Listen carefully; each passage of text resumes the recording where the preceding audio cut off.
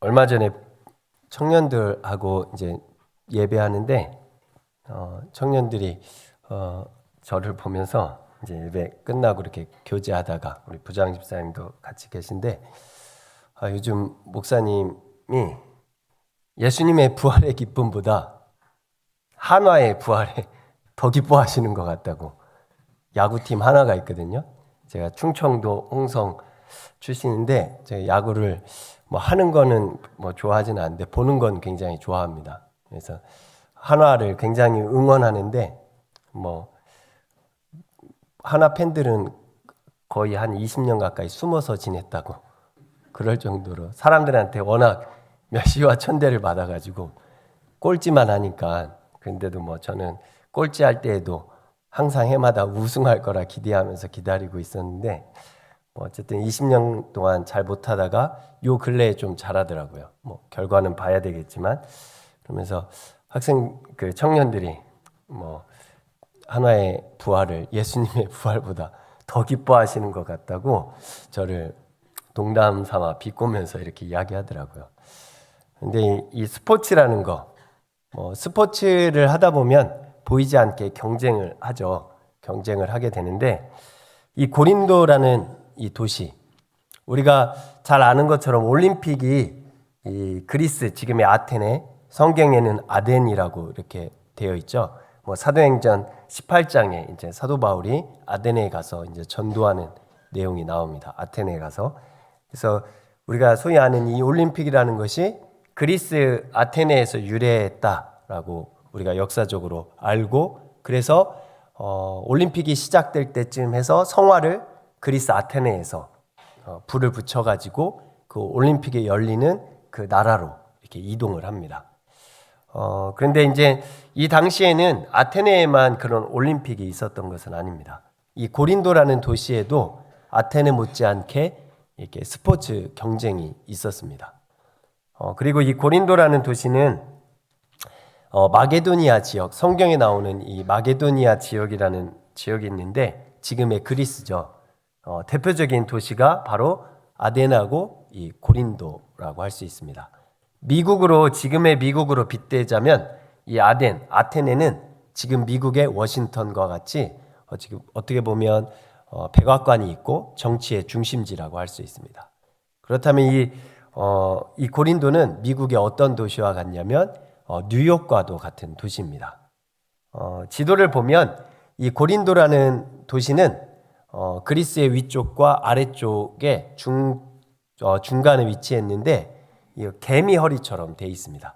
지금은 이제 운하가 만들어져 있어요. 운하가 만들어져서 이쪽 지중해 이쪽에서 이쪽 이탈리아, 터키 쪽에서 이제 소아시아 쪽에서 이제 이탈리아 쪽으로 넘어갈 때 이렇게 배들이 이렇게 밑으로 해서 이렇게 오래도록 항해해야 되는데 이 고린도를 들리면 지금은 이제 운하가 있어서 바로 직진하게 됩니다.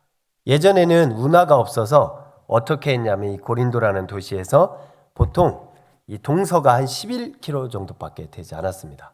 그렇다 보니까 작은 배들은 통나무 위에다가 배를 올려서 이렇게 굴려서 하면은 밑으로 항해하는 것보다 더 빠르게 가고 안전하게 갈 수가 있었습니다. 그렇다 보니까 이 고린도라는 도시에는 자연스럽게 무역이 발달하고 상업도 발달하고 또 교육도 발달하고 지금의 미국의 뉴욕과 같이 아주 번창한 도시였습니다. 사람들이 많이 모이다 보니까 자연스럽게 여러 가지 문화가 형성되고 그 중에 하나가 이 스포츠라는 예나 지금이나 스포츠는 사람들의 관심을 끌어들이는데 이런 스포츠가 있었습니다. 그렇다 보니까 사람들이 보이지 않게 이 스포츠가 사람들의 관심을 끄는 것 중에 하나는 바로 경쟁이라는 것 때문에 그렇습니다. 경쟁을 해서 누가 이기느냐. 참으로 이길 때마다 이기는 사람을 응원했던 사람은 함께 웃고 기뻐하고 또 응원했는데 지면은 함께 슬퍼하고 안타까워하고 이런 일들이 벌어집니다. 그러면서 자연스럽게 이 고린도라는 도시는 또 여러 가지 다른 종교적인 이유에서도 그렇고 이런 스포츠나 문화적인 이유에서도 그렇고 경쟁이 굉장히 많았습니다. 그러면서 어떤 일이 벌어지냐면 이 세상에서 갖고 있었던 이 문화, 한 15년 전에 지금은 이제 한동대에서 법학을 가르치고 있고 예전에는 뭐 경북대에서 법학 교수이기도 했는데 그 교수님이 책을 쓴 책의 제목이 있습니다. 무엇이냐면 교회 속의 세상, 세상 속의 교회라는 책을 쓴 책의 내용이 있습니다. 근데 그 내용에 보면 여러분들 무엇이 맞을까요? 교회 속의 세상 아니면 세상 속의 교회. 어떻게 되는 것이 옳을까? 마태복음 5장에 보면 13절에서 14절에 보면 예수님이 너희는 제자들을 향해서 너희는 세상의 소금이다. 너희는 세상의 빛이다. 라고 말씀을 합니다. 이 말씀에 비추어 보면 어떻게 되어야 되냐면 세상 속의 교회가 되어야 됩니다. 그런데 그 책에서 비꼬는 것이 지적하는 것이 무엇이냐면 요즘 교회 속의 세상이 되었다. 무엇이냐면 교회가 세상 속에서 소금과 빛의 역할을 해야 되는데 반대로 교회 안에 너무 많은 세상의 가치관과 삶의 풍조와 풍토가 들어와서 자리 잡고 있다. 세상에서 권력을 가졌으면 교회에서도 권력자이고 세상에서 부자이면 교회 안에서도 높은 자리에 앉고 어떻게 보면 성경적으로 보면 교회에서 높은 자리에 앉아야 될 사람은 세상에서 낮은 자리에 있는 사람들입니다. 예수님이 말씀하신 것이 그것이기 때문에 그렇습니다. 그런데 안타깝게도 이 고린도 교회 안에 교회 속에 세상의 모습을 갖게 되었습니다. 그래서 교회 안에도 줄대는 모습들이 벌어지고 경쟁이 벌어집니다. 고린도전서 3장에 보면 이런 표현이 나옵니다. 고린도전서 3장 5절에 보면 이렇게 이야기합니다. 그런즉 아볼로는 무엇이며 바울은 무엇이냐? 그들은 주께서 각각 주신 대로 너희로 하여금 믿게 한 사역자들이다 라고 이야기합니다. 이 이야기를 왜 하냐면 고린도전서 앞부분에 3장 4절에 보면 어떤 이는 말하되 나는 바울에게라 하고 다른 이는 나는 아볼로에게라 하니 너희가 육의 사람이라 라고 이야기합니다. 1장에 보면 그런 표현도 나옵니다. 나는 바울에게다. 나는 아볼로 게바에게다. 나는 그런 것도 필요 없다. 나는 바로 그리스도와 직통한다. 이렇게 이야기합니다. 무슨 말이냐면 고린도 교회 안에 서로 나는 바울의 제자다. 나는 아볼로의 제자다. 나는 게바의 제자다. 서로 줄을 대면서 내가 더 높은 사람이다 라고 이야기합니다. 그렇게 경쟁하고 내가 조금이라도 교회 안에서 경쟁하면서 사람들 사이에서 높은 지위에 올라서려고 굉장히 노력했던 사람들이 바로 이 고린도 교회 성도들의 모습입니다. 오늘 본문이 있는 13장 앞부분에 보면 고린도 교회는 심지어 하나님이 주신 은사를 가지고도 경쟁하기 시작합니다. 내가 가진 은사가 최고다. 서로 이렇게 경쟁을 합니다. 오늘 설교에서 저와 여러분들이 이 두 가지만이라도 잘못된 인식을 깨트리기를 바랍니다. 오늘 본문의 앞부분에 보면 이런 내용이 나옵니다. 우리가 고린도전서 13장을 이야기할 때 교회는 사랑장이라고 이야기합니다. 그러면서 고린도전서 12장 31절 제가 한번 읽어보겠습니다. 너희는 더 큰 은사를 사모하라. 내가 또한 가장 좋은 길을 너희에게 보이리라. 이 말씀이 나오자마자 그 다음에 이제 사랑장의 이야기가 나옵니다. 그래서 사람들은 무슨 생각을 하냐면 더욱 큰 은사가 바로 사랑이라고 착각합니다. 사도 바울은 더욱 큰 은사가 사랑이라고 말씀하고 있지 않습니다. 오전에 담임 목사님이 설교하면서도 말씀했던 내용인데 그 히브리어나 특히 이제 그리스어로 되어 있는 이 신약 성경을 우리나라 말로 번역하는데 번역의 한계에 부딪힐 때가 간혹 있습니다. 오늘 본문에서도 그렇고 이 고린도전서 12장 31절에서도 번역의 한계를 부딪힙니다.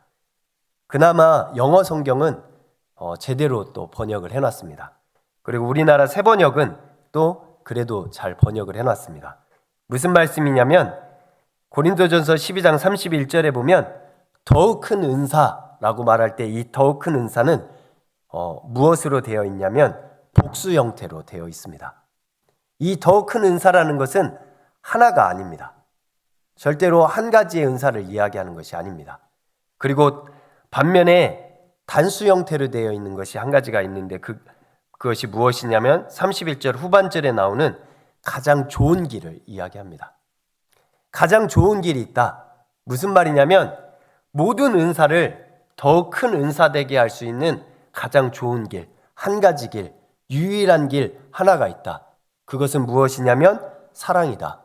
은사를 행하려 할 때 너희들이 사랑의 동기로, 사랑의 마음으로 행한다면 세상적인 눈으로 아무리 작은 은사여도 그것은 하나님 앞에 가장 큰, 더욱 큰 은사가 될 것이다.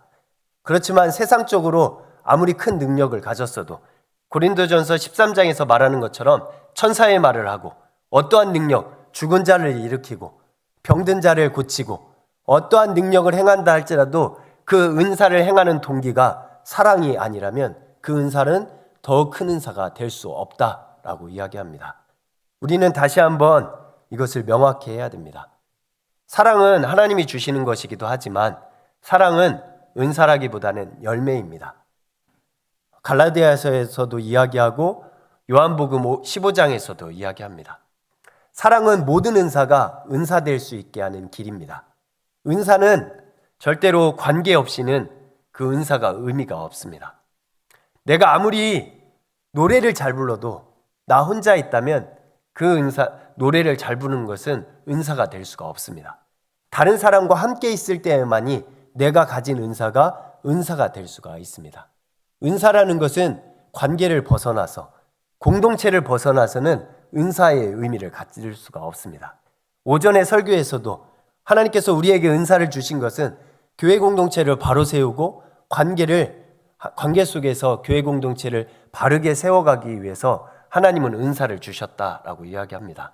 그런데 그 은사를 가지고 자기를 고린도 교회와 같이 내가 가진 은사가 더 좋은 것이다 라고 내세우며 경쟁한다면 그 은사를 주신 하나님의 이름을 욕되게 하는 것과 다를 바가 없습니다. 저와 여러분의 삶 가운데 하나님께서 우리에게 수많은 은사들을 주십니다. 그렇지만 그 은사보다 중요한 것은 바로 우리 안에 하나님을 사랑하고 이웃을 사랑하는 그 마음이 있느냐가 더 중요합니다. 사랑의 마음으로 은사를 활용하지 못하면 그 은사는 심지어 다른 사람을 해하게 되고 이 고린도 교회와 같이 교회 공동체를 무너뜨릴 수 있다는 것을 꼭 명심해야 됩니다. 오늘 본문에서 또 한 가지 저와 여러분이 오해하고 있는 내용에 대해서 바로잡기를 소망합니다.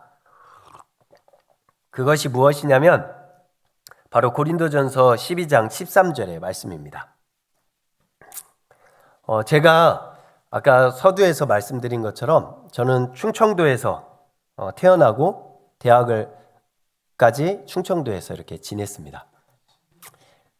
네, 충청도 사람들이 뒤에 유를 붙이나 생각을 해봤는데 일반적으로는 유를 잘 안 붙이는데 어른들하고 할 때 요와 유 사이로 합니다.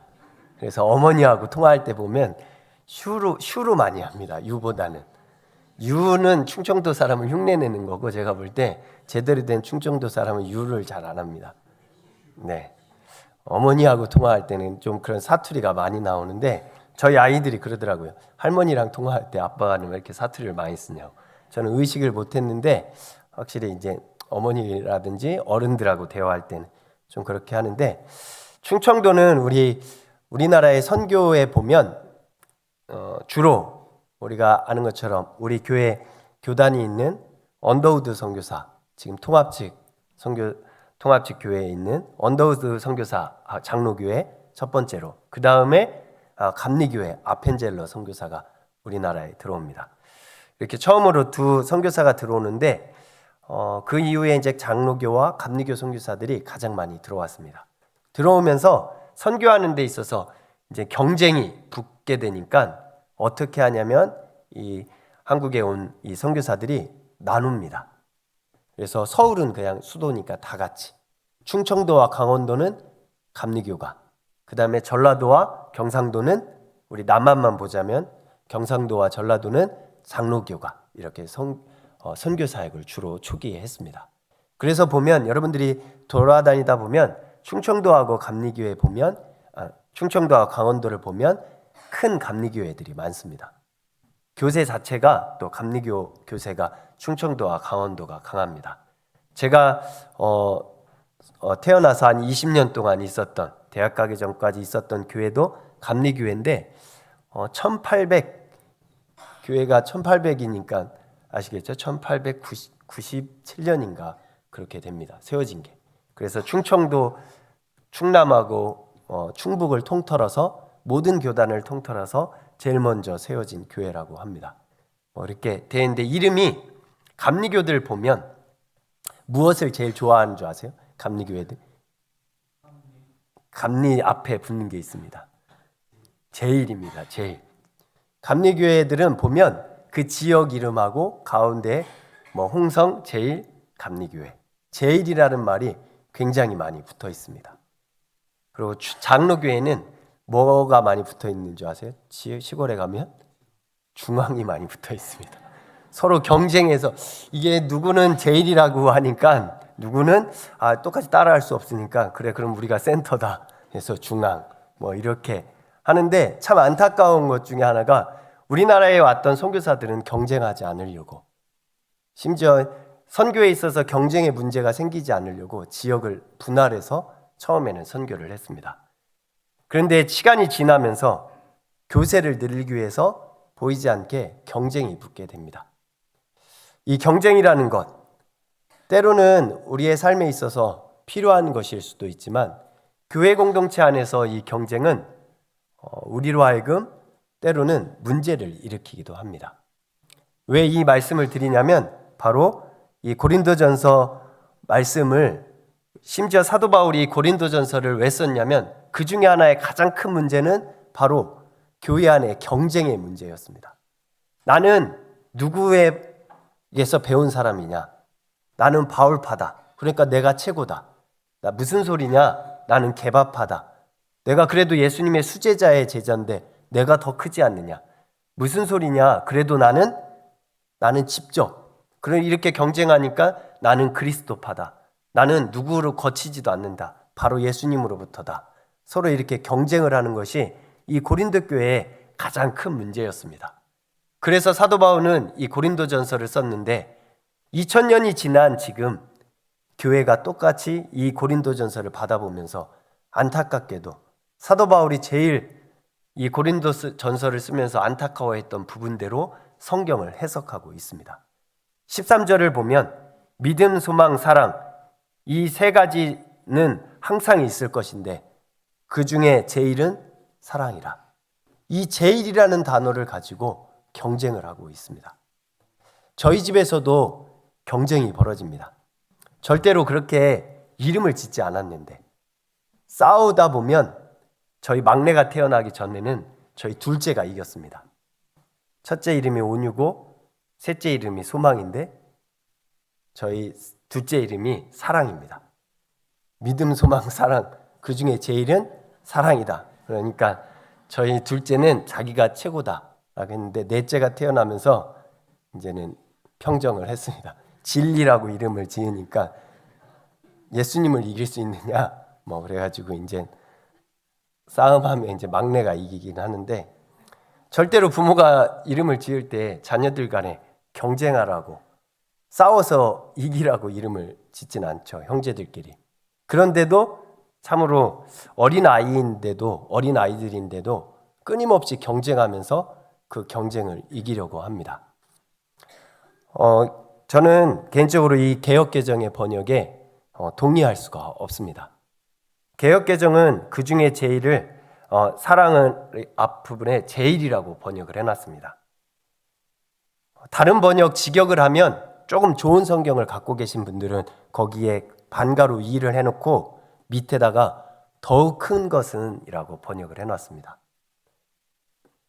믿음, 소망, 사랑, 그 중에 더욱 큰 것은 사랑이다. 이게 무슨 말이냐면 사랑이 싸워서 다 이긴다가 아니라 모든 것을 포함한다. 모든 것을 포괄할 수가 있다. 우리가 성경의 문맥을 보면 알 수 있습니다. 고린도전서 13장 7절을 보면 알 수가 있습니다. 7절에 보면 모든 것을 참으며 모든 것을 믿으며, 사랑 안에는 믿음도 있습니다. 그 다음에 모든 것을 바라며, 사랑 안에는 소망도 있습니다.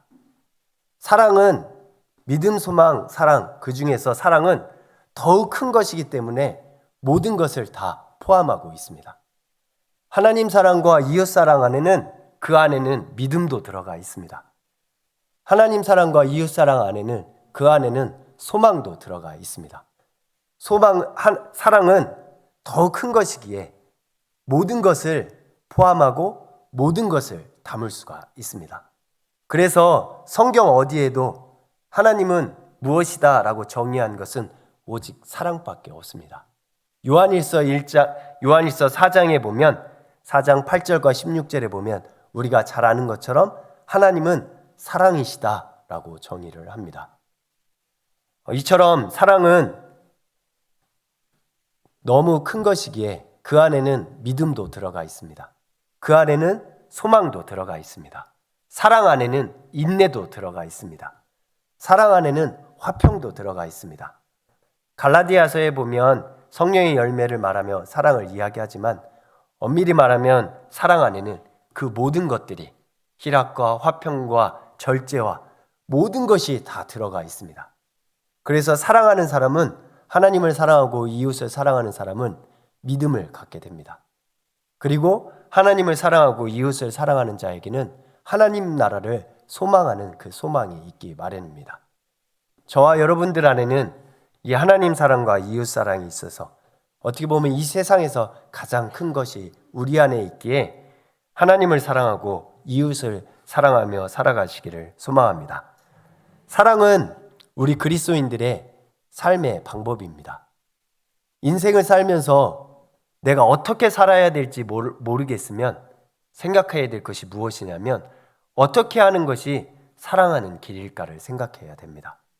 그것이 바로 우리 그리스도인들의 삶의 방법이기 때문에 그렇습니다. 내가 어떻게 살아야 될까? 무엇을 하며 살아야 될까? 그것이 모르겠으면 어떻게 하면 하나님을 사랑하고 이웃을 사랑하며 살 수 있을까? 생각하면 삶의 길이 어디로 가야 되는지 알 수가 있습니다. 또한 우리 사랑은 우리 그리스도인들의 삶의 목적이자 목표입니다. 내 인생의 목표를 무엇에 두어야 될까? 내 인생의 목적을 어디다 두어야 될까? 그것은 다른 것이 아니라 예수님이 말씀하신 대로, 또한 구약성경에서 모세오경에서 끊임없이 이야기하는 것처럼 마음을 다하고 뜻을 다하여 내 하나님을 사랑하고 이웃을 사랑하라.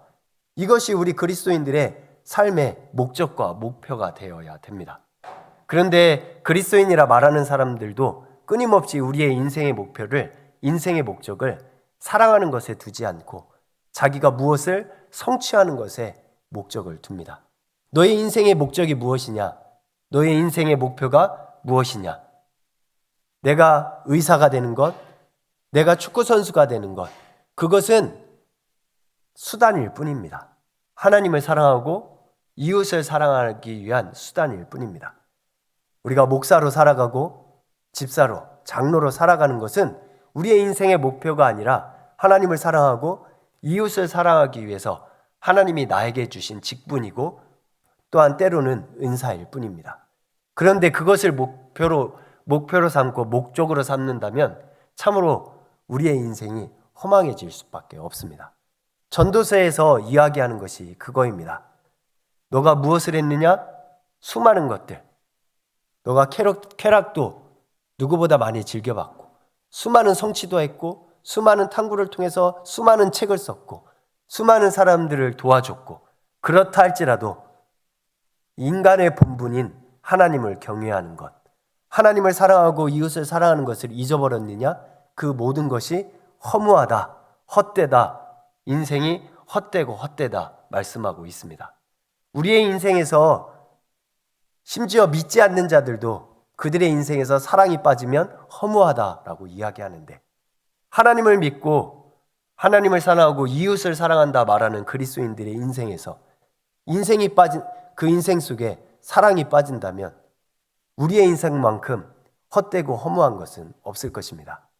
성경은 끊임없이 이야기합니다. 하나님을 사랑하고 이웃을 사랑하는 자가 정말로 하나님을 제대로 믿는 자이고, 또한 하나님을 제대로 소망하는 자이고, 세상 속에서 어려움과 환난 속에서 제대로 인내하는 자다라고 말씀하고 있습니다. 설교를 마무리하면서 저와 여러분들 속에 우리 안에도 세상의 가치와 풍조가 지금도 들어와 있습니다. 예수님이 말씀하신 것처럼 너에게 선대하는 자에게만 선대하고 너의 이웃을 사랑하고 너를 헤아려 하고 원수를 사랑하지 않는다면 세상 사람들과 너희가 다를 것이 무엇이 있느냐? 예수 그리스도를 믿지 않는 자들도 너의 이웃을 사랑하라 가르친다. 예수 그리스도를 믿지 않는 자들도 너에게 선대하는 자에게는 선대하라고 가르친다. 그러면 도대체 예수 믿는 자와 하나님을 믿는 자와 안 믿는 자가 무엇이 다를 것이냐? 우리는 때로는 힘들더라도 하나님을 사랑함으로 때로는 우리에게 악의를 품은 자들에게 선대로 갚을 줄 알아야 됩니다.